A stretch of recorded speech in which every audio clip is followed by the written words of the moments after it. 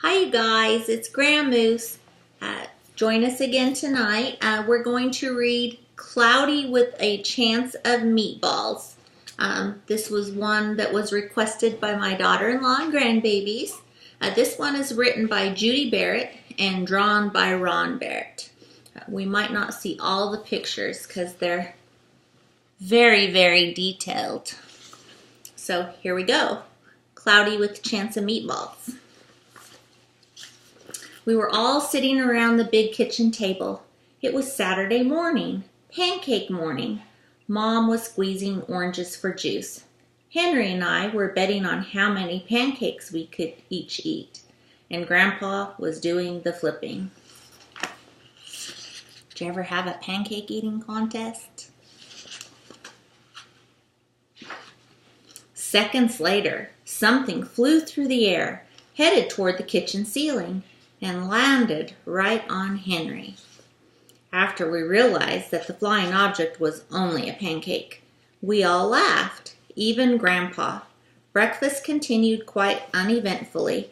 All the other pancakes landed in the pan, and all of them were eaten, even the one that landed on Henry.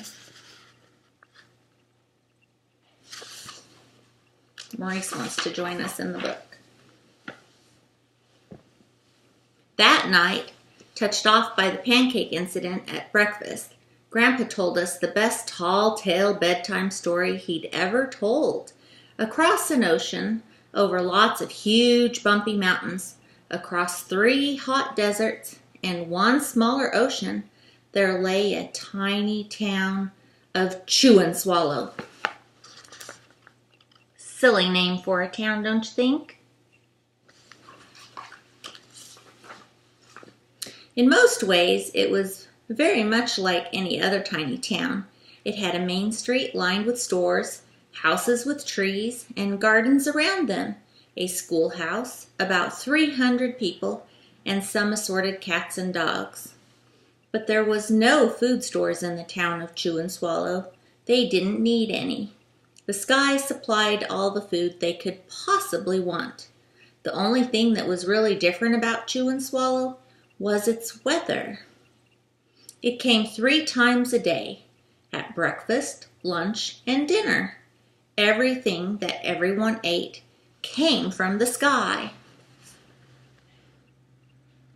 Imagine that.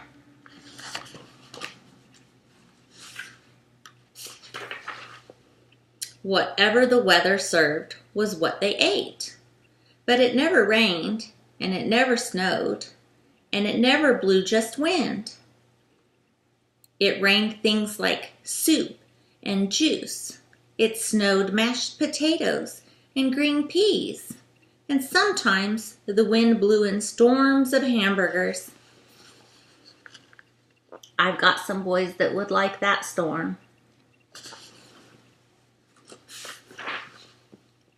The people could watch the weather report on television in the morning, and they would even hear a prediction for the next day's food.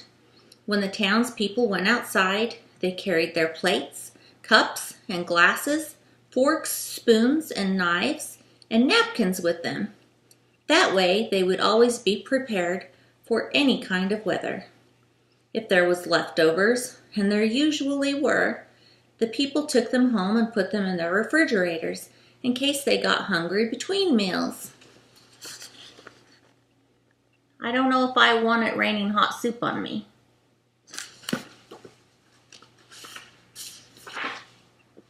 The menu varied. By the time they woke up in the morning, breakfast was coming down. After a brief shower of orange juice, low clouds of sunny side-up eggs moved in, followed by pieces of toast. Butter and jelly sprinkled down for the toast, and most of the time it rained milk afterwards. That'd be very good for your skin. For lunch one day, frankfurters already in their rolls blew in from the northwest at about 5 miles per hour. There were mustard clouds nearby, then the winds shifted to the east and brought in baked beans. A drizzle of soda finished off the meal. You'd have to wash your car every day.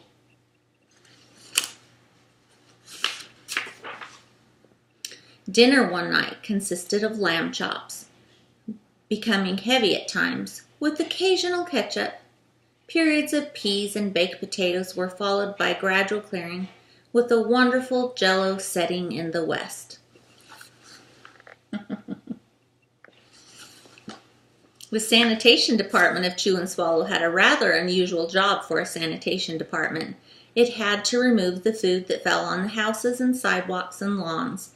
The workers cleaned up after every meal and fed all the dogs and cats. Then they emptied some of it into the surrounding ocean for the fish and turtles and whales to eat. The rest of the food was put back into the earth so that the soil would be richer for the people's flower gardens.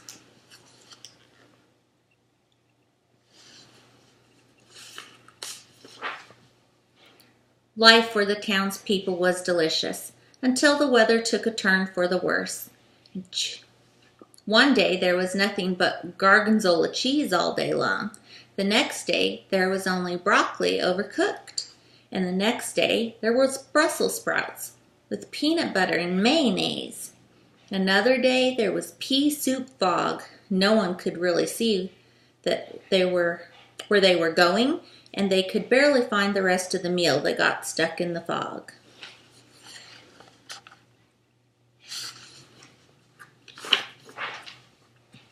The food was getting larger and larger, and so were the portions. The people were getting frightened. Violent storms blew up frequently. Awful things were happening. One Tuesday, there was a hurricane of bread and rolls all day long and into the night. There was soft rolls and hard rolls, some with seeds and some without. There was white bread and rye and whole wheat toast. Most of it was larger than they had ever seen bread and rolls before. It was a terrible day. Everyone had to stay indoors. Roofs were damaged, and the sanitation department was beside itself. The mess took the workers 4 days to clean up, and the sea was full of floating rolls.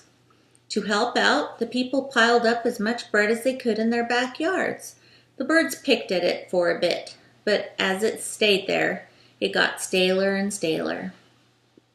There was a storm of pancakes one morning, and a downpour of maple syrup that nearly flooded the town. A huge pancake covered the school. No one could get it off because of its weight, so they had to close the school. I bet that didn't bother the kids one bit. Lunch one day brought 15-inch drifts of cream cheese and jelly sandwiches.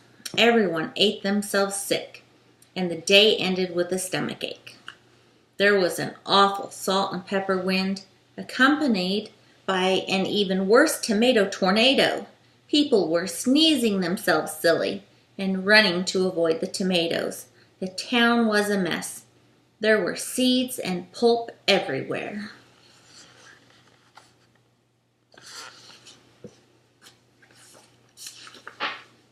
The sanitation department gave up. The job was too big. Everyone feared for their lives. They couldn't go outside most of the time. Many houses had been badly damaged with giant meatballs.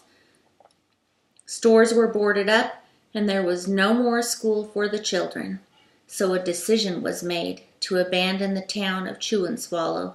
It was a matter of survival.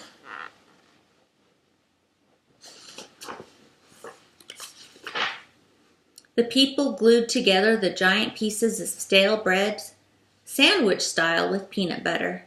This took absolute necessities with them, and set sail on the rafts for a new land. Imagine sailing on a peanut butter sandwich. After being afloat for a week, they finally reached a small coastal town, which welcomed them. The bread held up surprisingly well enough for them to build temporary houses for themselves out of it. The children began school again, and the adults all tried to find places for themselves in the new land. The biggest change they had to make was getting used to buying food at a supermarket. They found it odd that food was kept on shelves, packaged in boxes, cans, and bottles, meat that had to be cooked and kept in refrigerators. Nothing came down from the sky except rain and snow. The clouds above their heads were not made of fried eggs. No one ever got hit by a hamburger again. And nobody dared to go back to Chew and Swallow to find out what had happened to it. They were too afraid. Henry and I were awake until the very end of Grandpa's story. I remembered his goodnight kiss.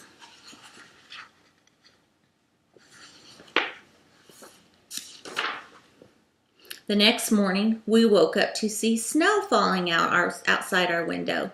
We ran downstairs for breakfast and ate it a little faster than usual so we could go sledding with Grandpa.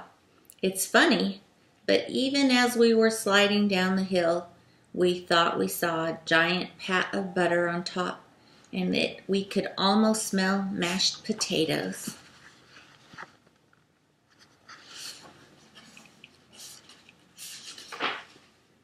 The end.